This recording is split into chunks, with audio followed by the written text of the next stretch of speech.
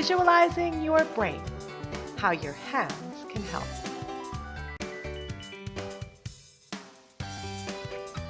Do you ever think about your brain? Do you wonder how it works? Do you wonder what it looks like or how big it is?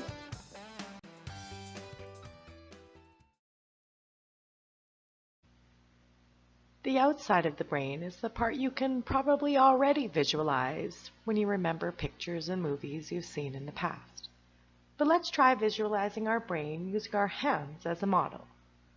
Raise both of your hands palm up in front of you. Just like you have left and right hands, you have left and right parts of your brain. Raise your hands up and place your palms against your forehead. The frontal lobes are right behind your forehead and your hairline. This part of your brain is in charge of thinking, planning, and problem solving. It's where your brain stores all the things that make you, you, the things that make you unique, like your thoughts and your goals. Now push your hands through your hair a little further back to the top of your head. You're now hovering over the parietal lobes. The parietal lobes control sensations like taste and touch and a feeling of a hug. It also is the part of your brain that helps you follow a map and negotiates the actions that the frontal lobe decides on, like what to write and how fast to run. Now separate your hands and put them on the sides of your head, covering just the top of your ears. Under your hands are the temporal lobes. Can you guess what this part of the brain does? If you guessed it helps with hearing, then you're right. It also helps you form your speech. Now let your hands move to the back of your head. Your occipital lobes are located at the back of your brain. This part carries messages around your brain about what you see or smell, and it's linked to your memories. Now that's not surprising because smell always brings forth the best memories. If you put your hands at the very back of your head where your neck starts, you'll feel the edge of your skull. Under that area is your cerebellum. It controls your balance, your muscles, and your movements. And down at the top of your spine is your brainstem. It controls all of the things your body does without having to think about them, like breathing and making your heart beat. Your brainstem connects to your spine, which is like a roadway to the rest of your body that carries orders from your brain. The inside of your brain is harder to visualize. Deep inside your brain live your emotions and your memories. The hippocampus consists of two curved structures deep inside the middle of your brain. Its job is to store your memories and to help you remember the things that you learn.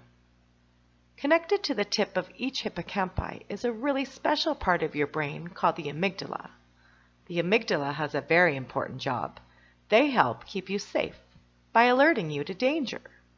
The amygdala holds your survival instincts. This is where your emotions come from. Your brain holds an enormous network of messages.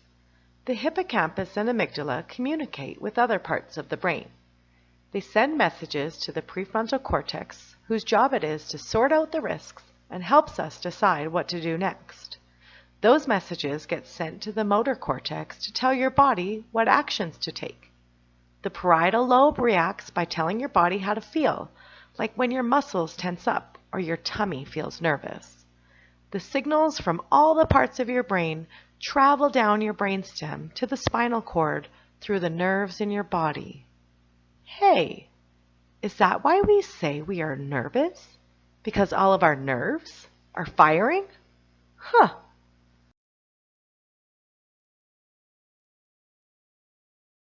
Now let's use our hands to visualize our brains. Raise your right hand in front of you. We are going to visualize it as the right hemisphere of your brain. Your thumb will be the hippocampus, the part that stores your memories. We can imagine the tip of your thumb as your amygdala, where your emotions live. And your four fingers will become your cerebral cortex, the bumpy outside part of your brain. Now we will fit the parts together. Fold your amygdala and hippocampus under your cerebral cortex to the middle of your brain. Now fold your cerebral cortex over top of your hippocampus and amygdala. You've just created your right hemisphere.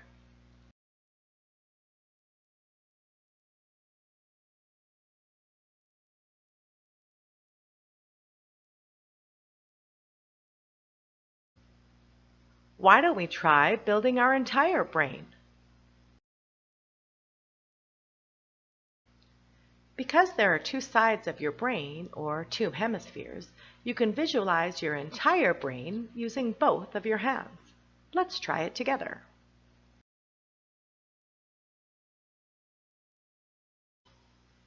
Start with both of your hands out to represent both hemispheres. Fold in your hippocampi and your amygdala.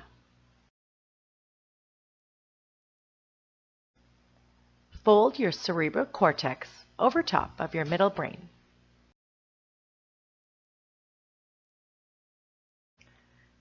Turn your hands to face each other. Now you've created a model of your brain.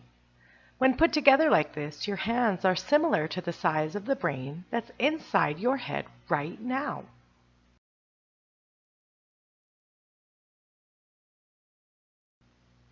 Can you see your brain stem below your thumbs, which continue down your arms like your spine?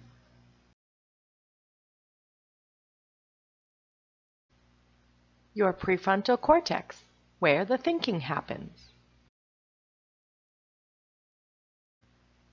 Your temporal lobes. Your bumpy cerebral cortex, featuring the parietal lobes. The occipital lobes, and your brainstem.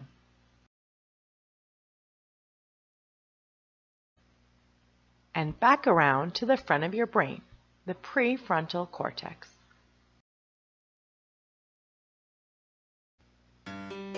Getting to know your brain can help you understand your feelings and help you make choices about how you will react to them.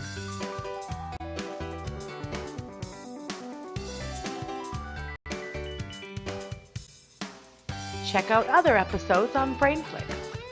They will teach you more about your emotions and how you can be the boss of your brain.